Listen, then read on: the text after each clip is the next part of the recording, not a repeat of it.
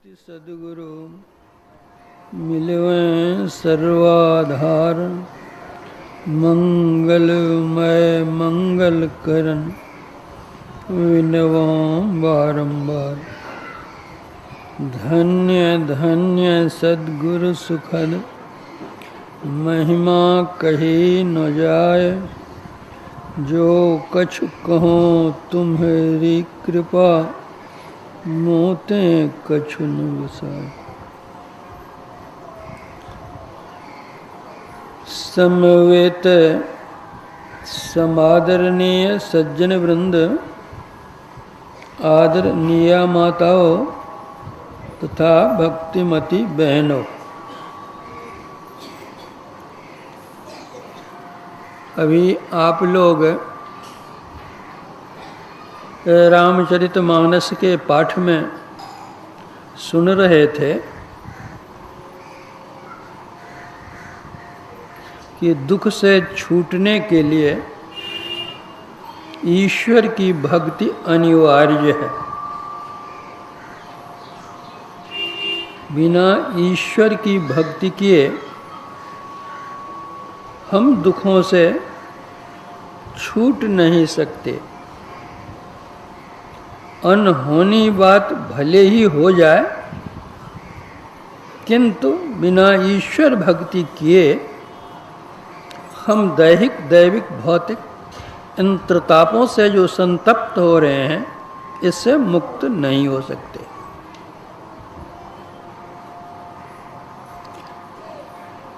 मतलब यह है कि दुख से छूटने के लिए, सुख को पाने के लिए ईश्वर की भक्ति करनी चाहिए। दुख और सुख ये दोनों शब्द सापेक्ष हैं। यह संसार ही सापेक्ष है। सापेक्ष शब्द का अर्थ होता है सह अपेक्ष,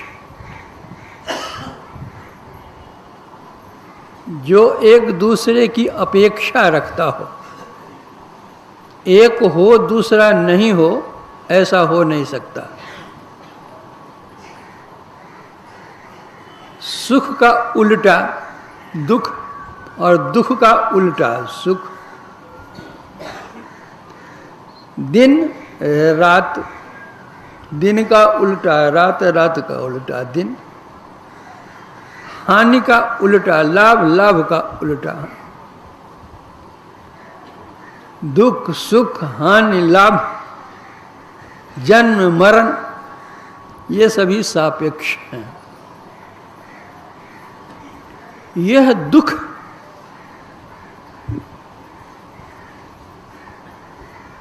का मूल कारण आवागमन बतलाया गया है कि आवागमन के कारण ही यह दुख होता है। तो न हम संसार में आवें, न यह दुख पावें। जब हम मनन करते हैं, वैचारिक दृष्टि से अवलोकन करते हैं, तो दुख और सुख की परिभाषा भी भिन्न भिन्न हो जाती है।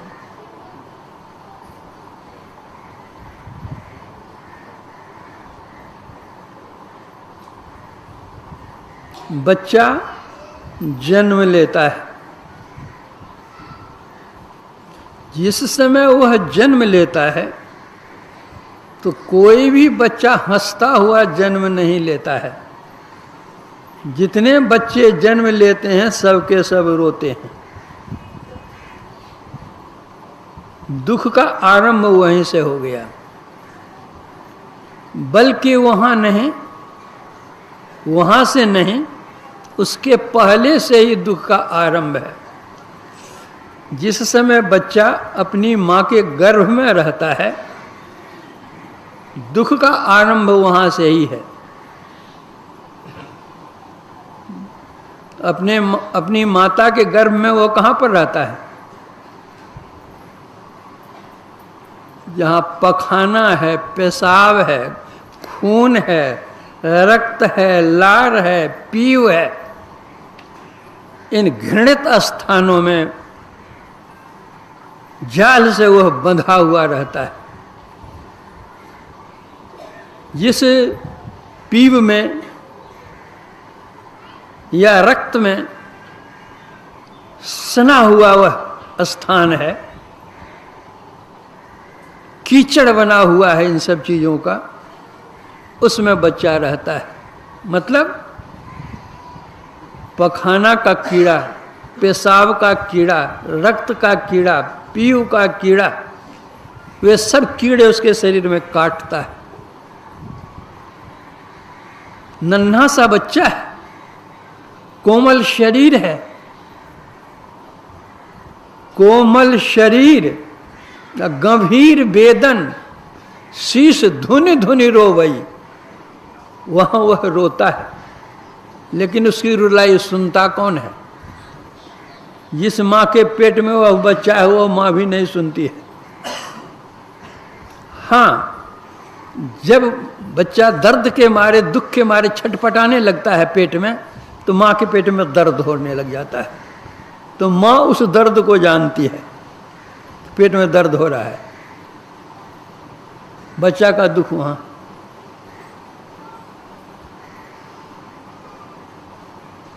जब वह जन्म लेता है,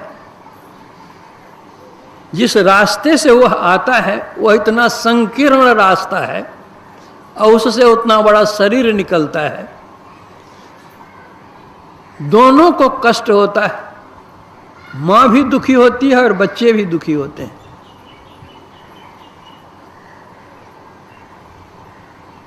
गोस्वामी तुलसीदास जी महाराज ने बतलाया वह कितना कष्ट होता है, अति कष्ट। एक तो कष्ट होता है, लेकिन वहां अति कष्ट होता है। कितनी माताएं तो कष्ट बर्दाश्त नहीं कर सकती, मर जाती है। कितने बच्चे भी जन्म लेते मर जाते हैं, मरते ही जन्म लेते हैं, इतना कष्ट होता है। गोस्वामी जी कहते हैं तव तीव्र कष्ट न जान को, लेकिन सब लोग हर्षित गावई। जो बच्चा जन्म लिया है वो तो रो रहा है और घर वाले हंस रहे हैं, खुशियां मना रहे हैं, हाँ हो गया हो गया हो गया, बच्चा हो गया, बच्चा हो गया। किसी कवि ने बड़ा अच्छा कहा है, याद है कि वक्त पैदाइश लोग सब हंसते थे और तुम रोते, रहनी रहो ऐसे के मरते क्षण, लोग सब रोते रहे और तुम हंसते। तुमको याद है जिस समय तुमने जन्म लिया उस समय तुम तो रो रहे थे और लोग सब हंस रहे थे। तुम्हारा जीवन इस तरह का होना चाहिए, तुम्हारा जग व्यवहार ऐसा होना चाहिए, संसार में तुम्हारी रहनी ऐसी रहनी चाहिए कि जिस समय तुम मरने लगो या मर जाओ तो लोग सब तुम्हारे लिए रोते रहें और तुम हंसते हुए प्रभु के घर पहुंच जाओ।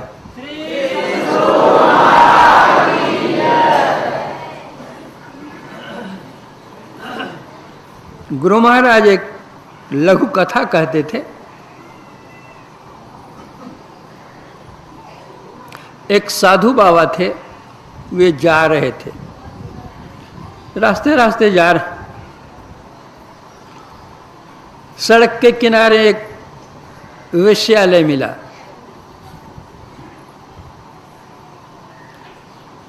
वेश्या अपनी दाई से कहती है कि देखो जी, नगर में जो फलाने का शरीर छूट गया है, जाकर देखो तो उसको स्वर्ग हुआ कि नरक। उस रास्ते से जो साधु बाबा जा रहे थे उनको बड़ा आश्चर्य हुआ कि वेश्यालय है और यहाँ भी स्वर्ग नरक का हिसाब, और उसमें भी कहती है जाकर के देखा होगी स्वर्ग हुआ कि नरक। बड़ा गजब आश्चर्य बात है।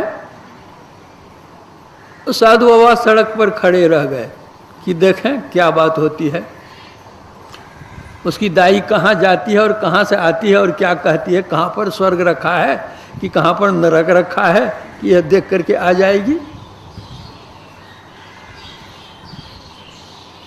वह दाई निकलती है, नगर में घूमती है, घूम करके आती है और कहती है कि मालकिनी, उनको तो स्वर्ग हो गया।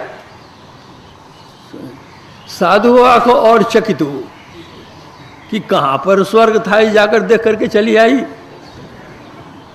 सड़क पर साधु बाबा नहीं रह सके, चले गए वेश्या के घर पर। तो वेश्या अपने यहाँ साधु बाबा को देखकर चकित हो गई, बाबा आप? बोला हाँ। बोला क्या सेवा करूं आपकी? साधु बाबा ने कोई, देखो जी, सेवा की कोई बात नहीं है, बात यह है कि मैं तो रास्ते रास्ते जा रहा था और तुमने अपनी दाई से कहा कि ये नगर में ये फलाना आदमी मर गया, उसको स्वर्ग हुआ कि नरक हुआ, तो यही सुनकर के तो हम चकित हो गए। यह दाई तुम्हारी आकर के कहती है कि उसको स्वर्ग हो गया, तो और हमको आश्चर्य लग गया कि कैसे गई और कहाँ देखकर क्या देख करके आ गई।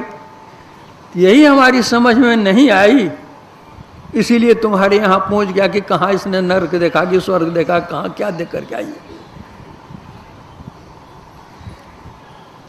उस वेश्या ने कहा बाबा, अरे आप तो दूसरे को समझाते हैं, आपको कौन समझावेगा, आप तो स्वयं ज्ञानी हैं। ये तो साधारण सी बात है।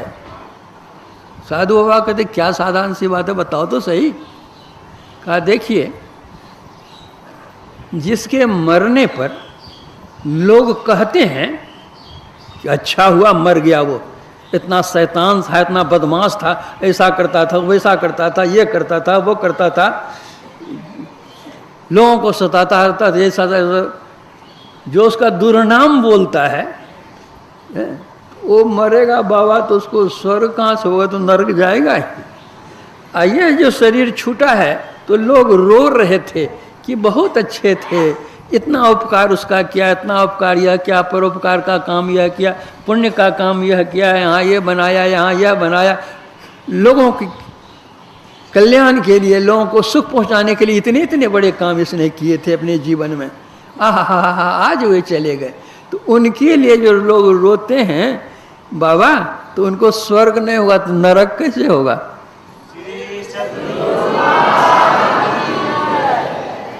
उसी तरह जिस समय बच्चा जन्म लेता है तो लोग रोते हैं।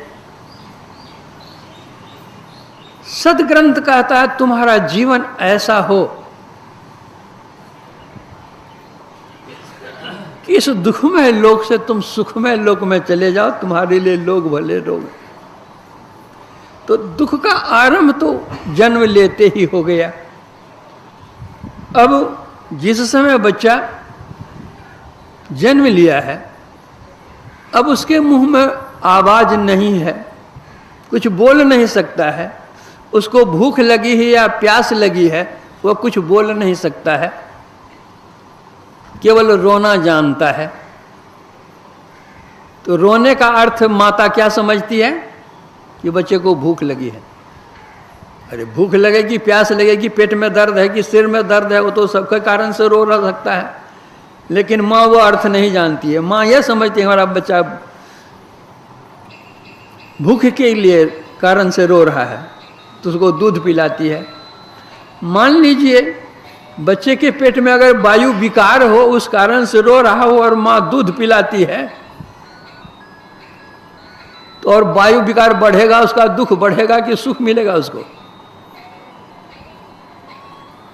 तुलसीदास जी कहते हैं जननी ने जाने पीर, शोक के ही हेतु शिशु रोदन करे, शोक करे अधिक उपाय, जाते अधिक तब छाती जरे, विविध उपाय। बच्चा रो रहा है, मां दूध पिला दी। गुरु महाराज कहते थे, एक बार वे ट्रेन से यात्रा कर रहे थे, कटिहार स्टेशन पर गुरु महाराज बैठे हुए थे ट्रेन की प्रतीक्षा में, और भी लोग थे।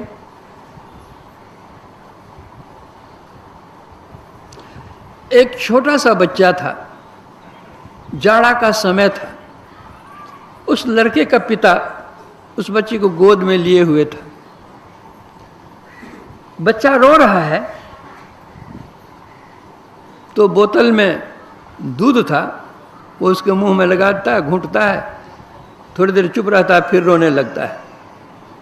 तो गुरु महाराज पूछते हैं उससे कि अरे इतना नन्हा मुन्ना को लेकर के तुम कहाँ ही जाड़े के समय में जा रहे हो, कहाँ से ला रहे हो?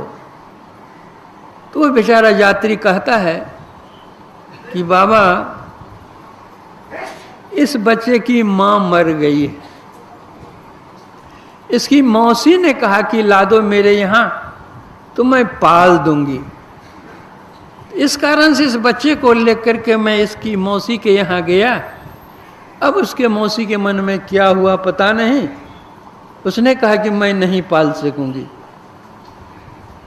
तो अब मैं अपने बच्चे को क्या करता, वही लेकर के लौट रहा हूं। तो गुरु महाराज पूछते हैं कि जो रोता है तुम इसको दूध पिलाए थे, इतना सवेरे सवेरे दूध तुमको कहाँ से आया? बोला बाबा कल घर से चले थे ना, वही दूध साथ में ले लिए थे दूध पिलाने के लिए बच्चे को। अरे कल का दूध और जाड़ा का समय, कल सारा दिन बीत गया, रात बीत गई, और अभी तुम सब ठंडा दूध पिला रहे हो, तो पेट में दर्द होगा बच्चे को, क्या होगा? चुप होगा बच्चा कैसे? मत पिलाओ दूध, मत पिलाओ। गुरु महाराज के हृदय में दया आ गई उस बच्चे को देख करके। अब बच्चा जो रोता था एकाएक उसको उल्टी हो गई, जो दूध पेट में जमा था उसका बसिया दूध, वह सब निकल गया, बच्चा सो गया चुपचाप।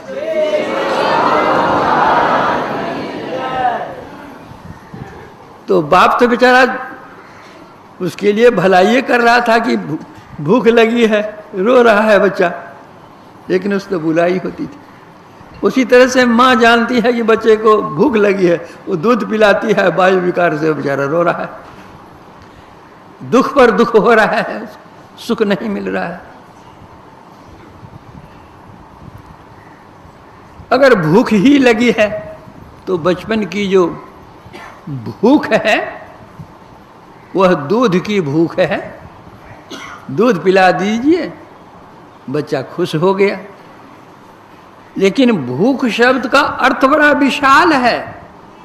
भूख शब्द तो मामूली है, दो ही अक्षर का तो है, भद्र ग का रखो भूख, लेकिन इसका अर्थ बहुत लंबा चौड़ा है। भू का अर्थ होता है पृथ्वी, और ख का अर्थ होता है आकाश। पृथ्वी से लेकर आकाश तक जितने जीव हैं सबको भूख लगती है, लेकिन सबकी भूख में भिन्नता है। वही बच्चा है दूध के लिए रो रहा है ना, उसकी भूख वही है।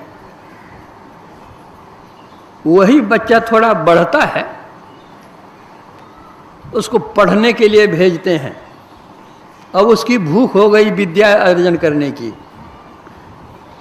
अब जितने दिनों तक वह जितना वो पढ़ना चाहेगा उसकी भूख उस तरह की बढ़ती जाएगी। आज लोअर किया, अब अपर करेंगे, अब मिडिल करेंगे, मैट्रिक करेंगे, आईए करेंगे, बीए करेंगे, एमए करेंगे, पीएचडी करेंगे, डिलीट करेंगे, हैं? अब उसकी भूख बढ़ती गई पढ़ने की। पढ़ते पढ़ते पढ़ते पढ़ते जितना पढ़ना चाहिए उसको, जितना पढ़ सका उतना पढ़ा। अब पढ़ने की भूख समाप्त हो गई, अब पढ़ना समाप्त हो गया। अब धनार्जन की भूख जग गई। अब उस धनार्जन के लिए वह नौकरी करे कि खेती करे कि व्यापार करे, कुछ न कुछ उपार्जन तो वह करेगा। उसकी भूख लगी अब उसको, वह भी कुछ जो जमा कर लिया, तब भूख जगी कि अब शादी जरा कर लें। तब शादी की भूख उसकी जग गई। अब जो शादी हो गई तब और तीसरी भूख जगे कि जरा बाल बच्चा होता तो अच्छा था। जब तक बाल बच्चा नहीं तो उस बाबाजी के पास, उस साधु के पास, देवता के पास, उस पीर के पास, पैगंबर के पास, कहाँ कहाँ वो दौड़ेगा ठिकाना नहीं है। कितने डॉक्टरों के पास जाएगा ठिकाना नहीं। यह भूख उसकी, पद की भूख, प्रतिष्ठा की भूख, पैसे की भूख, ये सब भूख। एक गरीब है, भीख मंगा है, हाथ पसारे फिरता है कि बाबू एक पैसा दे दो। एक 10 पैसे उसके हाथ में दे दीजिए, आप खुश हो जाएगा कि 10 पैसा हमको मिल गया। दूसरे के पास जाएगा, फिर 10 पैसा दिया, खुश हुआ। देते देते देते देते 9 आदमी के पास गया, 10-10 पैसा कर दिया, 90 पैसे हो गए उसको। हैं? अब उसकी चिंता बढ़ गई। 90 पैसे तक तो उसको सुख मिल रहा था, अब 90 पैसा के बाद उसको दुख होने लग गया कि 10 पैसा होता तो रुपया पुड़ता। अगर 10 पैसा जब तक नहीं मिलता वह दुखी है। जो 90 पैसे पाकर के वह सुखी हो गया था, अब 10 पैसे के लिए वह दुखी हो रहा है। संत सुंदरदास जी महाराज कहते हैं, जो 10, 20, 50 भये सत, हो ये 1000 तो लाख मंगेगी। सैकड़े से 1000 पर, 1000 से लाख पर, कोटि अरब खरब असंख्य, वह भी हो जाए तब धरापति होने की चाह जगेगी। अगर धरापति बन गए तो पृथ्वी पाताल हो राज करो, तृष्णा अधिकाधिक आग लगेगी। सुंदर एक संतोष बिना सठ, तेरी तो आग कभी नहीं बुझेगी। जब तक संतोष नहीं करोगे तब तक यह आग बुझने वाली नहीं। यह संतोष कैसे आवेगा? बिनु संतोष न काम न साही, काम अछत सुख सपने हो नाही। राम भजन बिन मिटहि की कामा, थल विहीन तरु कवहु की जामा। जिस तरह बिना मिट्टी के वृक्ष नहीं जम सकता, उसी तरह जब तक भगवत भजन नहीं करोगे तृष्णा का अंत नहीं होगा, भूख तुम्हारी नहीं मिटेगी, दुख तुम्हारा दूर नहीं होगा, जो शाश्वत सुख चाहते हो वह नहीं मिलेगा। इसलिए राका पति सोड़स वह, तारा गण समुदाय, सकल गिरन दब लाइए। तब बिनु हरि भजन क्या दुख जाए, बिन रवि राति न जाए। ऐसे ही बिनु हरि भजन खगेसा, मिटहिन जीवन केर कलेसा। एक चंद्रमा के प्रकाश को कौन कहे? 16 चंद्रमा पूर्णिमा के उग जाएं। जितने तारे हैं ये सारे के सारे निकल जाएं। जितने जंगल पहाड़ है सब में आग लगा दी जाए। कल्पना कीजिए वह प्रकाश कितना बड़ा होगा। लेकिन फिर भी जब तक सूर्य उदय नहीं होगा तब तक उसकी संज्ञा रात ही रहेगी। उसी तरह दुनिया का कुछ भी तुम कर लो, कुछ भी पालो, लेकिन जो शाश्वत सुख चाहते हो, शांति चाहते हो, कल्याण चाहते हो, वह नहीं होगा। वह जब कभी भी होगा वह भगवत भजन करने से ही होगा। और यह भगवत भजन कोई कठिन नहीं है, सरल है। संत कबीर साहब ने तो कहा, न जोगी जोग से पावे, न तपसी देह जरवावे, सहज में ध्यान से पावे, सूरत का खेल जही आवे। सरल ध्यान है। सहज ध्यान धरु, सहज ध्यान धरु, गुरु के वचन समाई हो। मेली चित्त चला चितरा को रहो नाम लो लाई हो। बिल्कुल सरल। न घर बार छोड़ो, न परिवार छोड़ो, न रोजगार छोड़ो। घर बार परिवार रोजगार में रहते हुए नाम लेकिन जान लो। कैसे भगवान का नाम लोगे, ईश्वर का नाम लोगे, परमात्मा का नाम लोगे, ये जो जानकार क्रियावान शुद्धाचारी हैं, संत सदगुरु हैं, उनसे जान लो और करो। गुरु जाप मानस ध्यान मानस कीजिए दृढ़ साध कर, इनका प्रथम अभ्यास कर श्रुत शुद्ध करना चाहिए। घटतम प्रकाश वो शब्द पट, त्रय जीव पर है छार है, कर दृष्टि अर्धुन योग साधन, ये हटाना चाहिए। इनके हटे माया हटेगी, अब प्रभु से होगी एकता, फिर द्वैतता नहीं कुछ रहेगी। असमनंदृढ़ चाहिए। मानस जप करो, मानस ध्यान करो, दृष्टि योग करो, नादान संदान करो, अपना चरित्र को पवित्र रखो, जीवन यापन के लिए कुछ कुछ पवित्र कमाई करो। यह क्रिया कोई कठिन क्रिया नहीं है, सहज क्रिया है, सरल क्रिया है, लेकिन समझने में लोगों को जरा कुछ कठिन मालूम पड़ती है। कुछ कठिन, कोई कठिन नहीं। राजस्थान की कथा है। राजस्थान में एक बड़े धनी आदमी थे। जब उनका शरीर छूटने लगा तो उन्होंने कहा कि हमारे जो धन है, हमारा आधा धन तो हमारे पुत्र को दे देना, धन का चौथा हिस्सा हमारा जो फलाना नौकर उसको दे देना, और धन का पांचवा हिस्सा जो है फलानी दाई है उसको दे देना। शरीर छूट गया, धन का बंटवारा हो गया। तो जैसे हम लोगों के यहाँ गाय भैंस लोग पालते हैं, तो राजस्थान में ऊंट भी पालते हैं लोग। तो उनके पास में 19 ऊंट थे। सब बंटवारा हो गया, केवल वही 19 ऊंट बच गए।